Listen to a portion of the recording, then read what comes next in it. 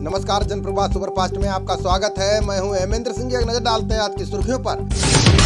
प्रधानमंत्री मोदी ने जन धन योजना के 6 साल पूरे होने पर ट्वीट कर लोगों को बधाई दी है। प्रधानमंत्री ने इस योजना को आर्थिक क्षेत्र में गेम चेंजर बताया है। आपको बता दें कि आज से 6 साल पहले प्रधानमंत्री जन धन योजना को लॉन्च किया था, जिसका मकसद लोगों को बैंकिंग सिस्टम से जोड़ना था। इस योजना ने गरीबी में फंसे लोगों को फायदा पहुँचाने का काम किया है। प्रधानमंत्री मोदी ने वीडियो कॉन्फ्रेंस के जरिए आत्मनिर्भर भारत रक्षा उद्योग पर एक वेबिनार को संबोधित किया।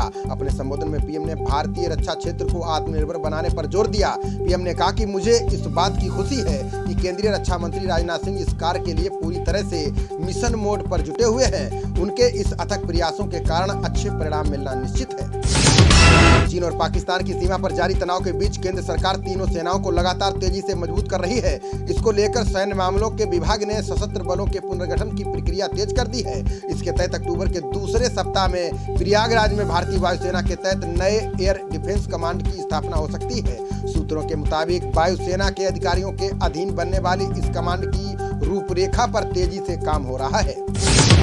फ्रांस से आए राफेल लड़ाकू विमानों को रक्षा मंत्री राजनाथ सिंह 10 सितंबर को औपचारिक रूप से भारतीय वायुसेना में शामिल करेंगे। हरियाणा के अंबाला हवाई अड्डे पर एक समारोह के लिए फ्रांस के रक्षा मंत्री फ्लोरेंस पैली को भी आमंत्रित किया जाएगा। ये समारोह रूस से रक्षा मंत्री की वापसी के बाद आयोजित किया जाएगा। राजनाथ सिंह रूस में 4 से 6 सितंबर तक संघाई सहयोग संगठन के सदस्य देशों के रक्षा मंत्रियों की बैठक में शामिल होने वाले हैं। रूस ने भारत के साथ संयुक्त रूप से बनाई गई सुपरसोनिक क्रूज मिसाइल ब्रह्मोस को किसी तीसरे देश को निर्यात करने की अनुमति दे दी है। रूस सरकार ने 100 ऐसी रक्षा कंपनियों की सूची भी जारी की है जो भारत के साथ ब्रह्मोस जैसे संयुक्त उपक्रम लगा सकेंगी। आपको बता दें कि अभी हाल ही में चीन के दुश्मन वियतनाम ने भारत से ब्रह्मोस मिसाइल और आकाश एयर डिफेंस सिस्टम खरीदने की इच्छा जताई थी। सुशांत सिंह राजपूत मामले में सीबीआई ने अभिनेत्री रिया चक्रवर्ती को समन भेजा है। सीबीआई ने रिया को पूछताछ के लिए अकेले बुलाया है। रिया चक्रवर्ती पूछताछ के लिए डीआरडीओ गेस्ट पहुंच गई हैं और उनसे पूछताछ जारी है। इसके अलावा रिया के पिता इंद्रजीत चक्रवर्ती से भी सीबीआई की टीम आज पूछताछ कर सकती है। इसी बीच दिल्ली से मुंबई पहुंची नारकोटिक्स कंट्रोल ब्यूरो की टीम भी आज से इस केस में ड्रग्स एंगल को लेकर अपनी जाँच शुरू करेगी। नीट और जेईई की परीक्षाओं के आयोजन के फैसले को लेकर कांग्रेस आज केंद्र सरकार के खिलाफ देशव्यापी प्रदर्शन कर रही है। प्रदर्शन के दौरान कांग्रेस कमेटी के नेता और कार्यकर्ता केंद्र सरकार से संबंधित दफ्तरों के बाहर सामाजिक दूरी का पालन करते हुए धरना दे रहे हैं। इतना ही नहीं, कांग्रेस के जरिए विरोध के लिए ऑनलाइन अभियान भी चलाया जाएगा। केंद्रीय शिक्षा मंत्री रमेश पोखरियाल निशंक आज दोपहर ट्विटर पर देश भर के छात्रों के साथ संवाद करेंगे। इस दौरान वो छात्रों से भारत को वैश्विक ज्ञान महाशक्ति बनाने को लेकर विस्तृत चर्चा करेंगे। आपको बता दें कि शिक्षा मंत्री की तरफ से नई राष्ट्रीय शिक्षा नीति के बाद ये फैसला लाइव होगा। नीट और जेईई की परीक्षाओं के आयोजन पर कांग्रेस के वरिष्ठ नेता कपिल सिब्बल ने कहा है कि अभी परीक्षा नहीं होनी चाहिए। उन्होंने कहा कि देश भर में कोरोना फैला हुआ है, ऐसे में बच्चों को संक्रमण हुआ तो इसकी जिम्मेदारी कौन लेगा। सिब्बल ने कहा कि देश में कई जगहों पर बाढ़ आई हुई है, परीक्षाएं कराने वालों को बस दिल्ली दिखाई देती है।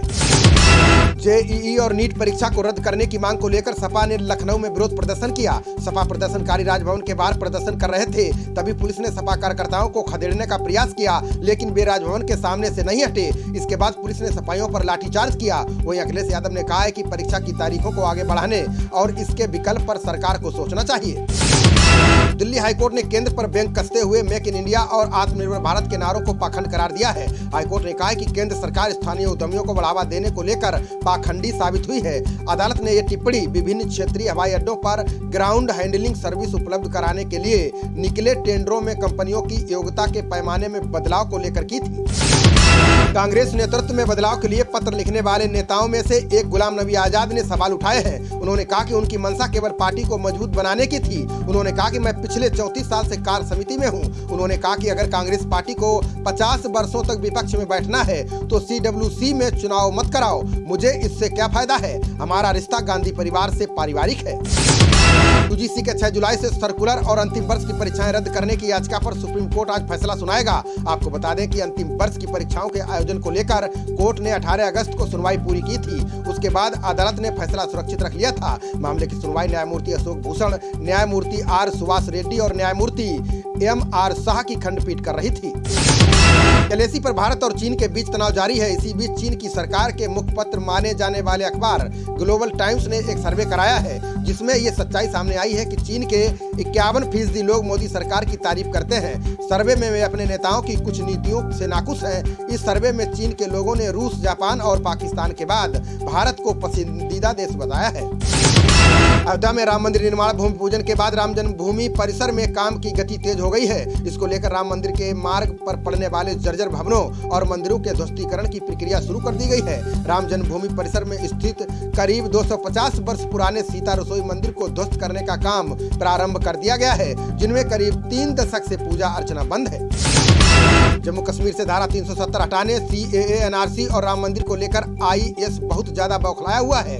दिल्ली पुलिस की स्पेशल सेल की पूछताछ में अबू यूसुफ ने इस ओर इशारा किया है। IS की पूरे भारत में करीब 100 जगहों पर एक साथ धमाका कराने की साजिश थी। अब स्पेशल सेल अबू यूसुफ के 2 मोबाइल फोरेंसिक जांच के लिए भेजेगी, जिससे ये पता लगाया जा सकेगा कि ये किस से चैटिंग और टेलीग्राम कॉलिंग करता था।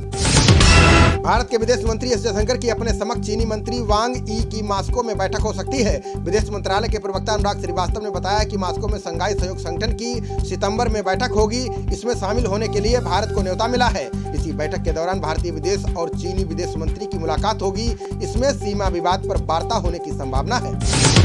भारत में कोरोना की रफ्तार लगातार बढ़ती जा रही है। देश में पिछले 24 घंटों में 77,266 नए मामले सामने आए हैं, जिसमें कुल मामलों की संख्या बढ़कर 33,87,000 हो गई है। इनमें से अभी तक 61,529 लोगों की जान जा चुकी है। वहीं बीते 24 घंटे में 1,057 लोग कोरोना वायरस से दम जोड़ चुके हैं। देश में एक्टिव केस की संख्या 7,42,023 हो गई है। वहीं 25,83,948 लोग ठीक हो चुके हैं। दुनिया में कोरोना के अभी तक 2,45,34,211 मामले सामने आ चुके हैं। इनमें से 1,70,80,960 मरीज ठीक हो चुके हैं। दुनिया भर में कोरोना से अब तक 8,35,312 लोगों की जान जा चुकी है। फ्रांस में कोरोना के बढ़ते मामले को लेकर प्रधानमंत्री ने देश के 16 नए इलाकों को रेड जोन घोषित कर दिया है।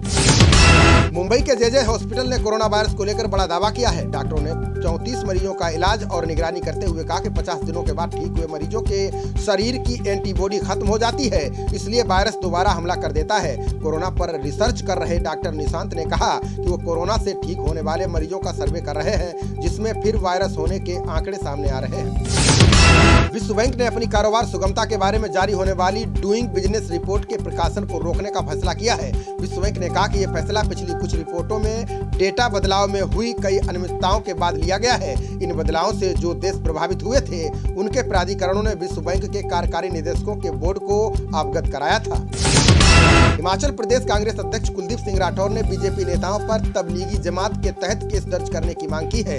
कुलदीप सिंह ने कहा कि बीजेपी लगातार बैठकें कर रही है, जहां बड़ी संख्या में लोग जमा हो रहे हैं। इसमें शामिल होने वाले लोगों में कोरोना संक्रमण फैल रहा है, इसलिए हिमाचल पुलिस को जमात की तर्ज पर बीजेपी नेताओं पर भी रिपोर्ट दर्ज करनी चाहिए। गोरखपुर की सैर सीट से बीजेपी विधायक राधा मोहन अग्रवाल की मुश्किलें बढ़ती जा रही हैं। पहले यूपी बीजेपी ने विधायक को नोटिस भेजकर जवाब मांगा। अब गोरखपुर से बीजेपी सांसद रवि किशन ने विधायक पर पार्टी की नीतियों और सिद्धांतों के खिलाफ कार्य करने का आरोप लगाया। साथ ही विधायक का इस्तीफा भी मांगा है। आपको बता दें कि एक सड़क निर्माण पर सांसद और विधायक में घमासान मचा हुआ है। आरजेडी नेता तेजस्वी के निजी सचिव संजय यादव की कोरोना रिपोर्ट पॉजिटिव आई है। इसके बाद तेजस्वी ने खुद को संक्रमण होने की आशंका के चलते घर में आइसोलेट कर लिया है। साथ ही वो अपना कोरोना टेस्ट भी कराएंगे। दरअसल संजय यादव निजी सचिव होने के नाते हर वक्त तेजस्वी के साथ रहते हैं, इसलिए माना जा रहा है कि संजय को कोरोना हुआ है। ऐसे में तेजस्वी यादव को कोरोना होना लाजमी माना जा रहा है। रिपब्लिकन पार्टी के नेशनल कन्वेंशन में डोनाल्ड ट्रंप को पार्टी का राष्ट्रपति पद का उम्मीदवार घोषित किया गया है। डोनाल्ड ट्रंप ने व्हाइट हाउस में कन्वेंशन में शामिल होकर लोगों को संबोधित किया। उन्होंने कहा कि डेमोक्रेटिक पार्टी के कैंडिडेट जो बिडेन के जीतने पर अमेरिका में कोई भी सुरक्षित नहीं रहेगा। अगर वो सत्ता में आते हैं तो अमेरिका खतरनाक बन जाएगा और यहाँ कानून खत्म हो जाएगा। हैदराबाद में रामानुजाचार्य के एक भव्य मंदिर का निर्माण किया जा रहा है। इस मंदिर की कुल लागत 1000 करोड़ से ज्यादा बताई जा रही है। करीब 45 एकड़ में पूरा मंदिर परिसर तैयार किया जा रहा है, जिसमें कई आधुनिक सुविधाएं होंगी, जिससे लोग संत रामानुजाचार्य के जीवन के बारे में जान सकेंगे। मंदिर में स्वामी रामानुजाचार्य की 120 किलोग्राम सोने से बनी मूर्ति को स्थापित किया जाएगा। ये मंदिर अगले साल तक बनकर तैयार हो जाएगा। बिहार सरकार ने पटना वासियों को आज से बड़ी राहत दे दी है। सीएम नीतीश ने कहा कि पटना के सभी मॉल्स और टॉप ब्रांड के स्टॉल को खोलने की आज से शुरुआत कर दी गई है। उन्हें कोरोना प्रोटोकॉल की गाइडलाइंस के तहत ही खोलने की इजाजत मिली है। जहां इसका पालन नहीं होगा उन्हें तत्काल बंद कराया जाएगा। आपको बता दें कि 1 सितंबर से अनलॉक 4 लागू होगा। इसके बाद मेट्रो, रेल सहित कई अन्य सुविधाएं भी खुल सकती है। लालू प्रसाद यादव के बड़े बेटे और आरजेडी नेता तेज प्रताप का विवादों से गहरा नाता रहा है। आज तेज प्रताप रांची के जिस होटल में रुके थे उस होटल के खिलाफ रिपोर्ट दर्ज की गई है। आपको बता दें कि तेज प्रताप रांची में अपने पिता से प्रशासन की इजाजत लेने के बाद मिले थे। इसके बाद रात में होटल में ठहरे थे, जो होटल कोरोना के चलते बंद चल रहा था, जिसे विशेष तौर पर तेज प्रताप के लिए खोला गया था। राजस्थान कांग्रेस के नवनियुक्त प्रदेश प्रभारी अजय माकन 30 अगस्त को राज्य के दौरे पर पहुंच रहे हैं। वो 31 अगस्त को सीएम गहलोत से मुलाकात करेंगे। इसके बाद कांग्रेस के मंत्रियों और पार्टी के वरिष्ठ नेताओं सहित पदाधिकारियों के साथ बैठक करेंगे। इसके अलावा संभाग के कांग्रेसियों से आमने सामने बैठक कर चर्चा करेंगे, ताकि कांग्रेस आला कमान को राजस्थान पार्टी की जमीनी हकीकत की रिपोर्ट सौंप सके। कोरोना महामारी के बीच अमेरिका ने भारत को एक बार फिर झटका दिया है। अमेरिका ने अपने नागरिकों से कहा है कि वे भारत की यात्रा न करें, क्योंकि भारत में कोरोना वायरस का कहर चरम पर है। अमेरिका ने कहा है कि भारत में आतंकवाद भी काफी बड़ा है। अमेरिका ने पर्यटन के लिहाज से भारत को सबसे खराब रेटिंग दी है। अमेरिका ने भारत को सीरिया, यमन, पाकिस्तान और इराक जैसे देशों की श्रेणी में रखा है।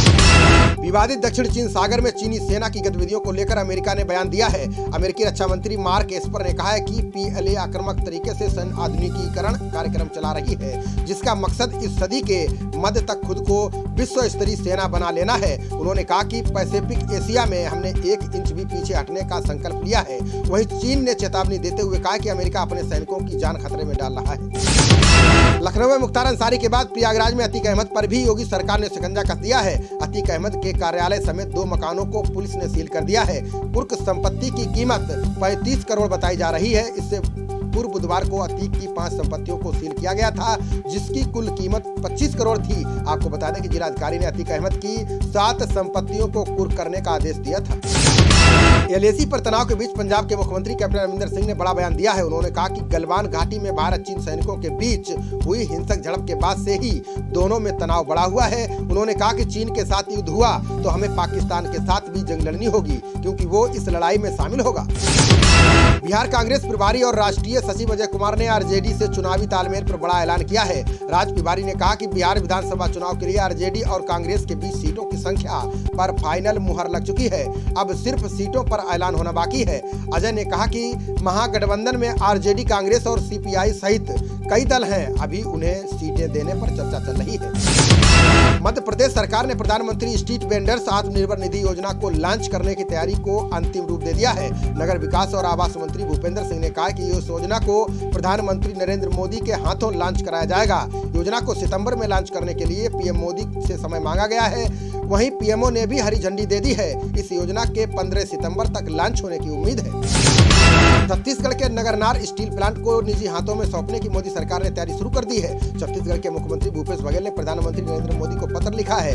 सीएम बघेल ने अपने पत्र में पीएम मोदी से कहा है कि नगरनार के स्टील प्लांट के निजी हाथों में सौंपे जाने से आदिवासियों में नाराजगी और बढ़ेगी, जिसका फायदा इस इलाके के नक्सली उठाएंगे।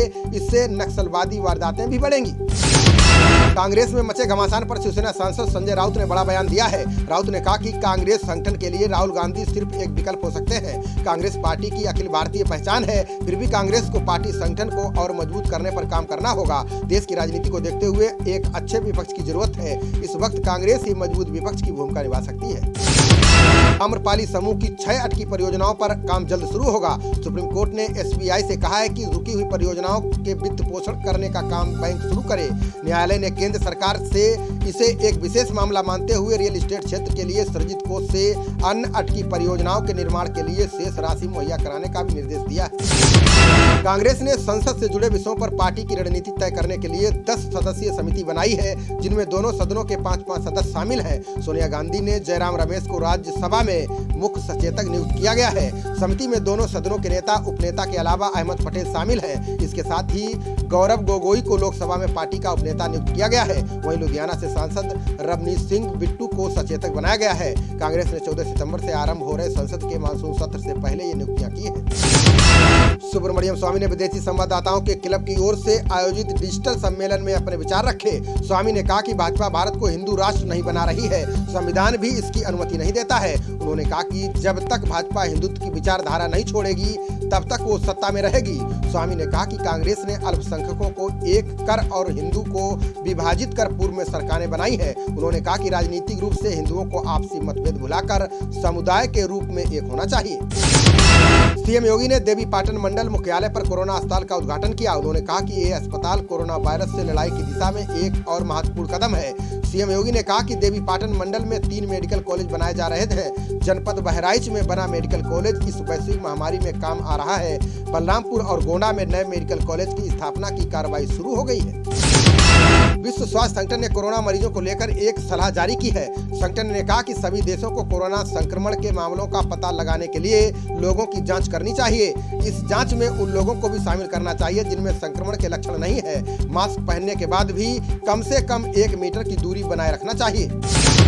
कोलकाता के आशुतोष कॉलेज में स्नातक पाठ्यक्रम की प्रवेश परीक्षा में बहुचर्चित अभिनेत्री सनी लियोनी ने टॉप किया है। बीए ऑनर्स प्रवेश परीक्षा की सूची में नाम के साथ आवेदन आईडी, रोल नंबर और 12वीं बोर्ड परीक्षाओं में सर्वश्रेष्ठ 4 विषयों में प्राप्त अंक भी दिए गए हैं। कॉलेज अधिकारी ने कहा कि ये किसी शरारती व्यक्ति का काम है। किसी ने जानबूझकर लियोनी के नाम से गलत आवेदन जमा किया है। इस घटना से ऑनलाइन प्रवेश प्रक्रिया को लेकर सवाल उठने लगे हैं। नीतीश कुमार ने ऑनलाइन भूमि दखल कब्जा प्रमाण पत्र की सुविधा का शुभारंभ किया है। इस सुविधा के शुभारंभ से लोगों को आसानी से भू स्वामित्व प्रमाण पत्र उपलब्ध हो सकेगा। साथ ही कहीं से भी लोग इस सुविधा का लाभ उठा सकेंगे। इससे जहां भूमि विवादों की समस्या कम होगी, वहीं सरकारी कार्यालयों के चक्कर लगाने से भी लोगों को निजात मिलेगी और घर बैठे प्रमाण पत्र आसानी से मिल सकेगा।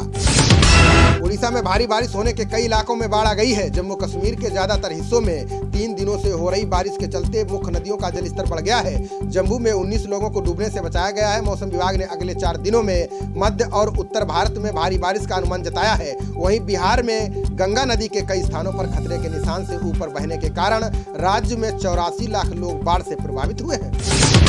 भूपेश बघेल ने कहा कि उनकी सरकार किसानों के हित के लिए कर्ज भी ले सकती है। राज्य सरकार के वित्तीय वर्ष 2020-21 की प्रथम अनुपूरक अनुदान मांगों पर हुई चर्चा का जवाब देते हुए बघेल ने ये बातें कही। बघेल ने कहा कि आपकी नजर में विकास का पैमाना सड़कें और इमारत हो सकती है। हमारी सरकार की नजर में विकास का पैमाना किसान, आदिवासियों और महिलाओं का उत्थान है। हमारी वचनबद्धता किसानों के प्रति है। उद्धव ठाकरे ने प्रधानमंत्री फसल बीमा योजना को लेकर केंद्र से मांग उठाई है। उन्होंने कहा कि केंद्र सरकार योजनाओं में राज्यों की हिस्सेदारी 50% तक ही सीमित रखे। ठाकरे ने कृषि सुधार अध्यादेश पर केंद्रीय कृषि मंत्री नरेंद्र सिंह तोमर से बात करते हुए ये मांग की है। ठाकरे ने यह भी कहा कि बीमा कंपनियों के पास जिला स्तर पर अपने कार्यालय होने चाहिए, जिससे किसान दावा निस्तारण के लिए अधिकारियों से आसानी से संपर्क कर सके। ममता गहलोत और भूपेश बघेल के बाद हेमंत सोरेन ने केंद्रीय शिक्षा मंत्री रमेश पोखरियाल निशंक को पत्र लिखा है। उन्होंने कहा कि नीट और जेईई परीक्षाएं स्थगित की जानी चाहिए। उन्होंने कहा कि महामारी की वर्तमान परिस्थितियों में परीक्षार्थियों और उनके माता पिता के स्वास्थ्य को खतरा है। यातायात के साधनों की उपलब्धता बेहद कम है। होटलों, लॉज और धर्मशालाओं के बंद होने की स्थिति में छात्रों को कठिनाई होगी। ऐसे में परीक्षा को स्थगित करना बेहतर विकल्प है। पीएम मोदी और विवादित बयान देने के बाद उत्तराखंड भाजपा अध्यक्ष बंशीधर भगत ने सफाई पेश की है। उन्होंने कहा कि उनकी बात को सही ढंग से और सही परिप्रेक्ष्य में नहीं दिखाया गया है। बयान में भगत ने कहा कि मैंने पीएम मोदी को विश्व का महानतम नेता बताया था। बता दें कि भगत ने कहा था कि अब लोग मोदी के नाम पर वोट नहीं देंगे। भगत ने कहा था कि अगर विधायक केवल मोदी के नाम से जीतने का भाव मन में रखेंगे तो ये गलत होगा।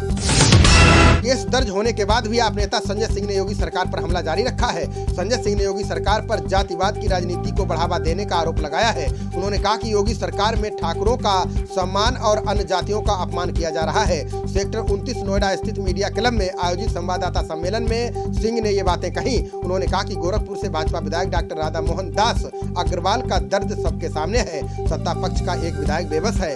वो खुलेआम कह रहा है कि उत्तर प्रदेश में ठाकुरों का राज चल रहा है। खबरों का सिलसिला जारी रहेगा। देखते रहिए जनप्रवाद। नमस्कार।